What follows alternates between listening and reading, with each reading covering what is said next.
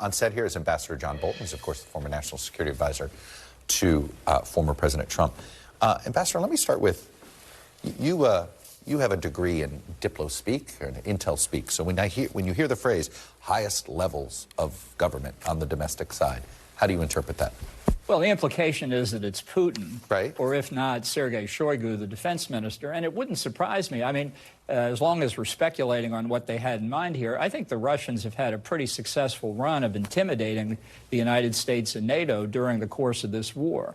And a brushback against our drone might have been one more effort to intimidate. Now, obviously, no sane pilot intentionally collides with another vehicle. That seems to be incompetence, right? But likewise, it's not accidental or a rogue pilot dumping jet fuel on top of that drone. They're lucky they all didn't go up in a big ball of fire. So I think it's credible that it did come from a very high level, and I think it's probably intended to say to the Americans, we're gonna push you back here as we have in other areas. And our surveillance of the Black Sea is essentially an arm of a Ukrainian military intelligence right now, isn't it?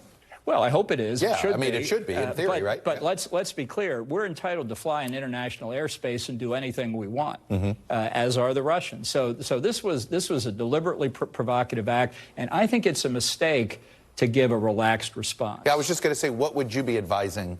You know, if President Biden asked you, just give me your 2 cents, what would you advise him to do on this one? I'd throw out 30 or 40 Russian diplomats. So you would do a response like that, but yes. do it here. Not a military response, but a diplomatic response. I would make it clear it was unacceptable, and I'd keep the pressure on. I want to move to why we invited you here, because it seems as if this is something you predicted. It was on this program. You said you thought there was a virus of isolationism running through the Republican Party. What could argue now, the 2 leading candidates, the most likely scenario right now, if you believe all the polling, is that you're going to have President Biden facing somebody who doesn't believe we should be in Ukraine. Yeah. What does that mean for the Republican Party?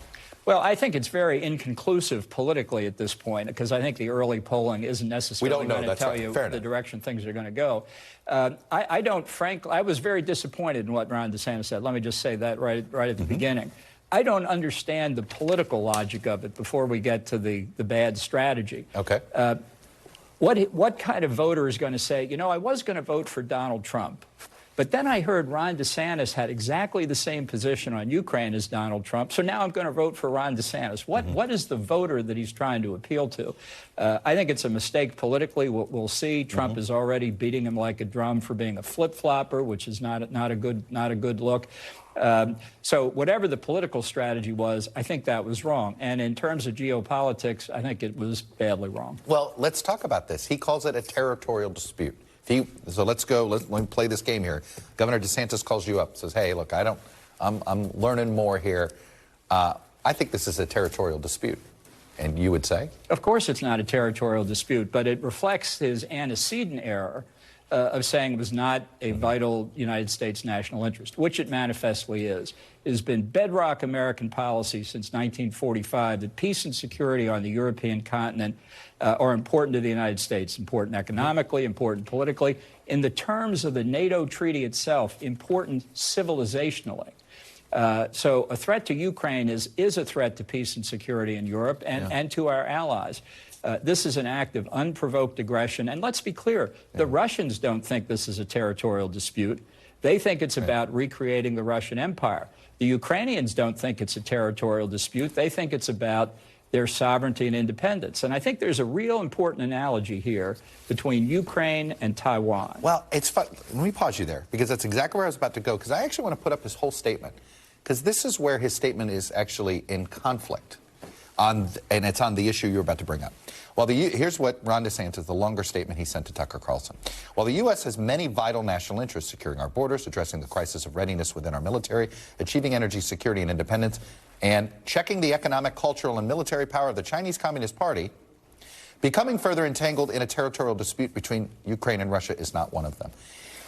He clearly splits the two, does not see a connection between Ukraine and between the threat of the Chinese Communist Party. It just seemed, it seemed like you can't think of one thing as a global threat and not see it over here. That's where I'm coming down, but what say you? Well, let me address one other thing. When he says it's not a vital national interest, then he goes on to say, I won't supply F-16s or weaponry that can strike in Russian territory. Well, look, if it's not a vital national interest, we shouldn't supply anything. It's just not worth it at all. Well, that was the question I was going to have for him. How do you get out? Well, but let's come back to this one. The issue is whether the question for both Ukraine and Taiwan is, shall they exist as free and independent states or shall they not? If we believe that the deterrence of aggression against countries where America has an interest, and we have a significant interest in Ukraine and a significant interest in Taiwan, if we don't think that deterring against that is worthwhile, then we're prepared to give up both Ukraine and Taiwan. They are conceptually and strategically inseparable, in my view. I'm going to get back to the politics of this, because one of the things I was telling my staff, I said, you know, whenever there's a conflict, whenever there's a war that breaks out, the easiest political position to take is to be against it, because eventually that'll be the popular position. I mean, if you see it, other than World War II, it does feel like over time that is. It's very possible in 2 years this is a country that doesn't want to do it, and elect somebody that says, hey, no, pull back. How would we pull back? What would that look like, and what do you think the repercussions would be? Well, it would be surrendering Ukrainian territory to Russia. There's no doubt about it, and hoping the bear would go away. That isn't going to happen. But I think part of our problem here is the ineptness of the Biden administration. What exactly are our goals in Ukraine? If you ask them, when should we negotiate with the Russians, they say, well, that's up to the Ukrainians to decide. So did the President of the United States delegate his commander-in-chief authority to President Zelensky?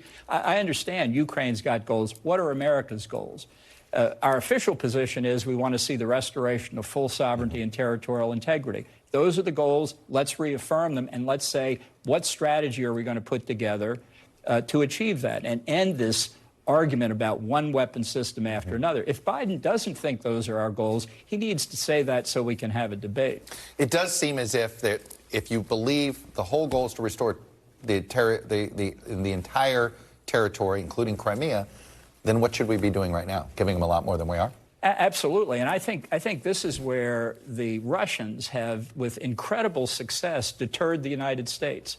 Going back almost to the beginning of the war, when the Poles said, what if we give our MiGs to the Ukrainians? Which they've now done. The Secretary of State said yes, and the President said no. Why? Because they're afraid of escalation in a wider war. I'd like to say, afraid of what escalation? The Russians are doing so well in Ukraine. They have a spare army somewhere they're going to use elsewhere against NATO. The threat of nuclear escalation, I think, has been a bluff so far. In hindsight, all it's done is slow our ability to... And that's a critical point. Yeah, hasn't it? They have gotten us to slow roll our support of Ukraine. Precisely. And that has lengthened the war. It's pushed us into what is effectively now a military stalemate. Let's be clear. Russia's suffering much higher casualties than Ukraine, maybe 2-to-1 ratio, according to the Washington Post. Russia's 3.5 times bigger than Ukraine. Do the math. Who do you think wins a war of attrition? Look, you have said one of the ways you would end up running for president is if you thought nobody was here to make this argument. Sounds like there's not going to be a lot of people to make your argument. You going to run?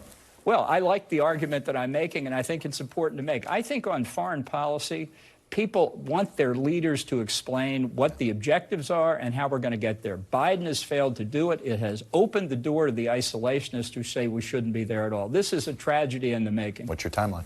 Well, I'm still thinking about it, and it's a complex process. I looked at it in 2016. Yep. I'm not going to do it frivolously, one way or the other. Fair enough. John Bolton, former National Security Advisor and U.S. Ambassador to the United Nations. Good to see you. Glad to be with you. Thanks for watching our YouTube channel. Follow today's top stories and breaking news by downloading the NBC News app.